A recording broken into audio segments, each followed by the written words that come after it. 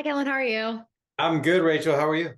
Doing great. To start, this movie is a vengeance film, and I do like that it is very kind of split between three different men and their journeys. And so there's like three distinct kind of archetypes that you're playing with in this film. Yeah. And so for you, what was it like kind of, being the driving force of the vengeance, as it were, and getting I to mean, the titular vengeance in the vengeance film? yeah, I love it. I'm a huge fan of Liam Neeson and his Taken universe. So Hmm. when I read this script that Javier wrote and directed, and talking to Javier on the phone and via Zoom for our meetings prior, I just loved his vision. I've always wanted to have my own Taken movie, also Taken-esque movie, and also having a daughter myself. It really just pulled at the heartstrings with if this happened to her, my daughter. And I don't need that. I have imagination that helps you create the world. So pre-daughter, I could have done it, but it's just hits different when you have a real live, like something that an experience, a life that you just would give your own life for, to incorporate into the movies. And then also working with Efren, I love the art of making film. Like, it's fun. You have all these different pieces that come together. You create this family off screen. You have a lot of different techniques of acting. Efren, when we would rehearse to get a little bit more layered for the characters and the relationships, we would I met in his hotel room and just talked shop. And he has all of these post-it notes and notes on the walls and table, and he deep dived, and I loved it. And you see that with how he portrayed the character. And then Jeff, I've been a huge fan of Jeff's, more like longer than I knew who Jeff was, Hmm. because Jeff Fahey is is a master in every project that he does. I just never knew his name. So after he was on set, I was like, "That's your name? You don't seem like a Jeff Fahey." Uh, because like I've seen him in so much stuff, and he steals the scene in everything. So I really had to work hard to steal the scene from him. In my mind, I tried. He still steals every scene. And this man, he's so talented. He he's theatrically trained, so already like you can just collaborate with him, switch it up, how he says stuff, how he acts, and engulfs the characters and the scenes. He's just a light on set, and then also such a beautiful human being. Offset, I mean, he just does so much philanthropy around the world. It was really cool because I do a lot of giving back and charity work, and then hearing what this man does, uh, it's pretty cool. So if you have a chance to talk to him, ask him about that. And then when you have all of us together in a scene, you have no idea what you're going to get, especially in the last part of the movie when we're all there. It's electrifying. Yeah. When I do think too, with a movie like this, it's very fun for me as like a fan of all three of your work to kind of see you guys play different roles from what you guys are all famous for. Because like I'm also a fan of Jeff, but I'm a big Lost kid. So like for me, I was like, that's Frank Lapidus, and Frank Lapidus is not being Frank Lapidus. Like he is doing the opposite of everything I like knew as Frank Lapidus. What was his character? I've always wanted to watch Lost. I've seen a few. So Frank Lapidus is the reason they kind of get off the island. Like Frank Lapidus is like a pilot that comes later in the show.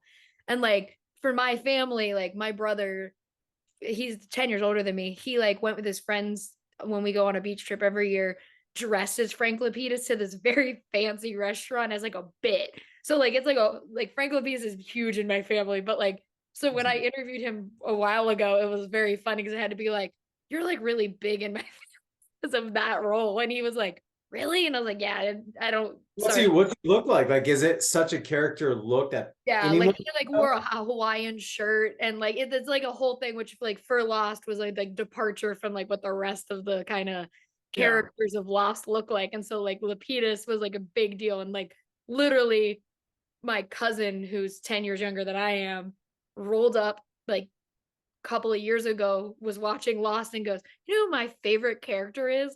Lapidus. And we all were like, yeah, like in the middle That's of like dinner.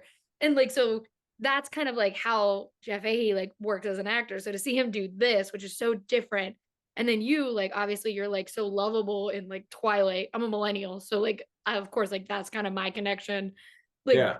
to see you go from like lovable goofball to I'm gonna just kill a bunch of people. I I'm was like, gonna kill a bunch of people. Yeah. yeah, I was like, whoa. And then Efren, I'm again a millennial. I know Spectro. So it's all very different to see a movie like this. For you as an actor, how fun is it to kind of like subvert those expectations and be like, yeah, I like now being the guy that is not murdering people, but like, being able to subvert those expectations and people are coming into this movie being like, I know Kellan Lutz. I know him as a lovable goofball, but that's not what people are going to get. Like, you guys are all subverting these views we have of you. Yeah, that's a really great question. It's interesting because my last sort of movies, and I don't know if I'm more drawn to the emotional dramatic stuff lately, because I started my career doing Stick It, Accept It, Mhm. Back. I love doing comedies. I really do. I Yeah, like. I also I'm Jeff. My dad used to look like Jeff Bridges, and so Oh, I fun. said used I to. love My it. dad's just dead. He still looked like Jeff Bridges, but so Yeah. Stick It was also a movie I loved as a kid. But like yeah, like I'm used to seeing you do that kind of stuff. So this Yeah, was yeah, which is fun. fun. I mean, I guess that's the fun part of acting. Mhm. I really like want to get some more. What's the next? Yeah, the next movie I'm playing a sheriff in a very immigrant storyline based movie coming up in January. My last movie I played, another sheriff in a very. I've been playing these dramatic roles. I needed to get another comedy. Now that you have me thinking, I'm like, yeah, I need to laugh and be lighter again. So thank you for that. But it's fun. It's Right. fun switching it up. Different seasons of life, Hmm. different stories you want to tell.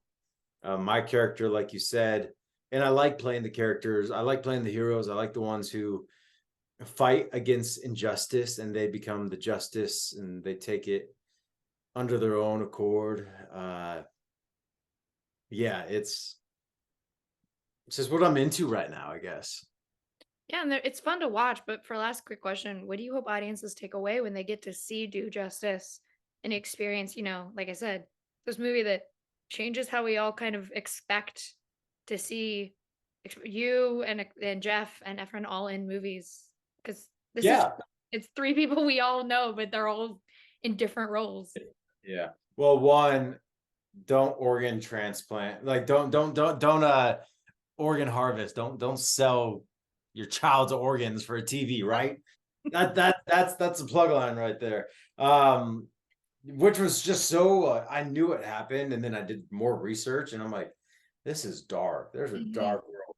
If you see anything in the film or TV like that happens in real life too, it's just it's disgusting. But then yeah, it's entertainment at the end of the day. Like I love playing pretend. I love, like I said, are they taking movies, Shakespeare? No, but they are fun to Uh, watch Liam Neeson.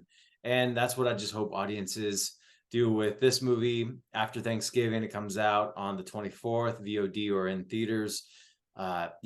Eat some more turkey, eat some more ham, drink some more sparkling cider, and just be entertained. Get some popcorn, watch it with your family, no youngsters, because it is rated R, and just enjoy. Like just check out for 90 minutes and have fun. yeah, thanks so much for talking with me today. I talked to Peter Fasinelli recently, and it Oh, was for his On Fire movie? yeah, and it was very funny because it was right after I had COVID and in my midst of COVID didn't realize I was sick and had bought at the store an Edward Cullen shirt and was like, I don't know why I'm in the midst of just like a resurgence and It's collecting meant to be. the cast interviews as a in 2023, but that's what I'm doing. That's fun. So thank you for talking with me today. I can't wait for people to get to see the movie. Thank you very much. Thank you, Rachel. Have a good holiday break. You as well. Thank you. Have a Yeah. great one. Bye.